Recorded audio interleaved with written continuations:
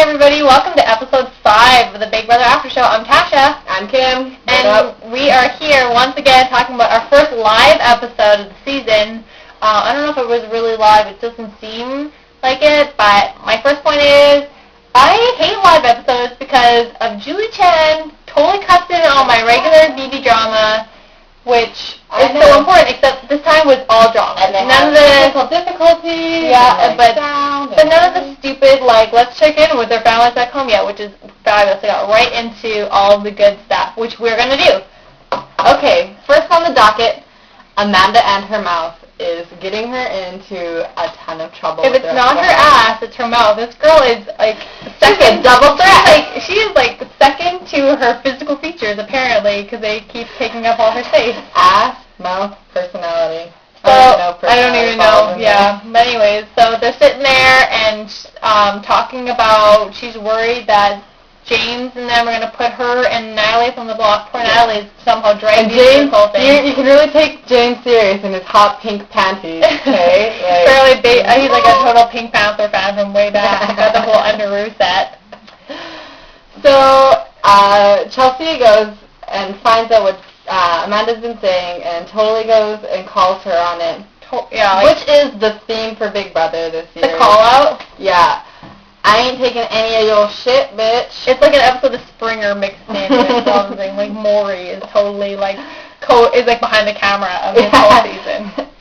So she calls out Amanda about how dare you say all this, and Amanda denies completely that Chelsea, or that any of this has been said, and she ever mentioned Chelsea. And of course, there has to be the special math lesson of the season. Thank you, Alex. I don't know where you went to school. Yeah, we had to totally physically interact this whole thing. It was the 5th grade, Equals one.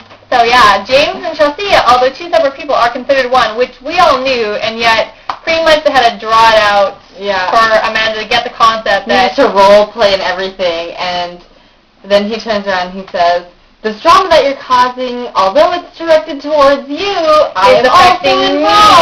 So it's very interactive. Yeah, call the Pokeroo. We are ready for this whole TV, PBS math lesson. Thank you. Thank you, Sesame Street. Yeah.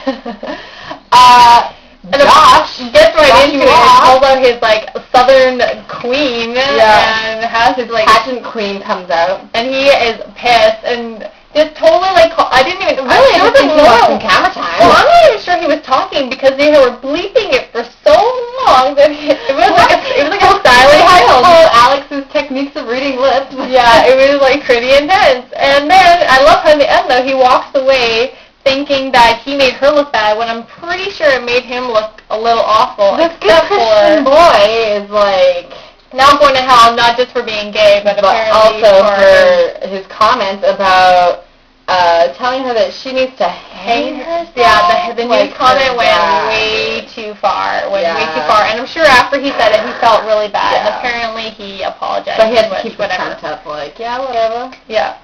So he snapped it out. Z snapped it. And then Jen starts campaigning. Let's just move past this Amanda drama. Yeah, not only do we have to deal with elections in the U.S., we also have to deal with Jen's blatant, hardcore slander campaign against her boyfriend. This is something that Hillary Clinton needs to pull out on her campaign. Yeah. He's racist. Yeah. And, completely out of nowhere.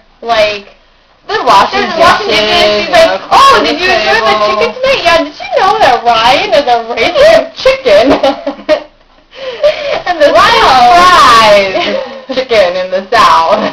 Yeah, totally hardcore. And then Sharon is the coolest cucumber, trying to talk about this. "Oh, you should know. You didn't even want to know it." Yeah, I'll tell you after the vote. You didn't want to know. Whether or not of course, Ryan deserves to know what's going on. And out it comes verbal diarrhea. He's a racist. Newsflash, Ryan. Why didn't you have this in your little book? You know this already? Yeah, your personal profile apparently should have been updated. Single. No, he's not single. In a relationship. Racist. Loves long walks on the beach.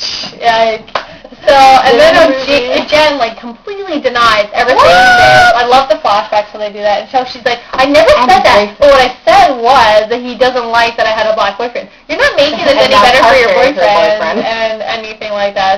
obviously making it worse. So this huge fight between them erupts, and I swear that Ryan was going to break up with them. And I had a glimmer of hope. Yeah. That Ryan was going to break up with her, and then all of this, like, couple drama for the eviction was going to dissipate, and they can decide as a house who they really want to go. So my favorite moment was, there's a moment where Ryan leaves the bedroom, and then the door closes, and as soon as it opens again, Jen is there. It was, like, totally, like, cut in and out. The editing was, like, so good there. It was, like, amazing. It was just, like, he, like, poof, and, like, there was Jen. It was like they were the same person. Parker had to wait to the bathroom in last episode. Yeah, it was pretty crazy. So, yeah, major racial drama in the house. I believe Ryan. I don't think he is ever racist. I think Jen was completely out of line in this whole thing. Definitely out of line. And I feel bad for Parker because he's trapped. He's attached to her, like handcuffs to this unwilling partner. Yeah, so all of this is going to play out right into... And in comes Julie. Yeah, here's the vote. Ready to the vote. So, what was it, 3-2? 3-2. 3-2. Sorry, Kim, to break your heart. I shed a tear for you in this episode. I bawled. Yeah, when Parker and Jen got sent home. Parker and Jen. And did you notice even when they're sitting there, Parker's hair is extra large this episode. I think when he's stressed, his hair definitely poops out. He is like a jellyfish. In the room, everybody's sweating. It's like a jellyfish. When they get scared, Parker's hair. Exactly the same thing. It was pretty... I guess like the first thing I noticed, wow. He's like 10 minutes body shampoo today. Yeah. I still need to know how it's pretty intense. So they go out, they go talk to Julie. When they're sitting there and Jen is talking about how, like, the secret room, Parker's faces were priceless. Yeah. Oh my, it was the best. His face. I'm glad I'm out of this house now because I can't wait to get rid of you. He was like a Simpsons character. Like, every face was just, like, totally the most animated thing I'd ever seen. And you get to see all the videos. Allison apparently not at all sad that Jen knows how. Of course, because she's going to swoop in on Ryan, and Jen now become true soulmates. Yeah. And I also enjoyed Ryan's little secret romance video to Parker. Baby, I'm going to miss you, but it had to be this way. I mean, like, our romance couldn't flourish if we were both in the house. Yeah. Love you. He might have been better suited with Parker because Jen was awful. After, like, I love how the whole thing just blew over. Broke up. Yeah, and then, at the end, they're all babies all around, and they're apparently fine, which, okay, it's, I guess, forgive and forget and move on, whatever. Those 10 months must have meant something. Oh, yeah. So they were hitting HOH competition. Chelsea and James pull her out with their matching pink hair and win to the detriment of most members of the house because they picked some of the worst things. No hot water. The women have to wear bathing suits for 3 days. Is it 3 days? It's 3 days. Oh, my God. 72 hours. So 72 hours is the hot water thing. I think it's only 24 hours from the bathing suits.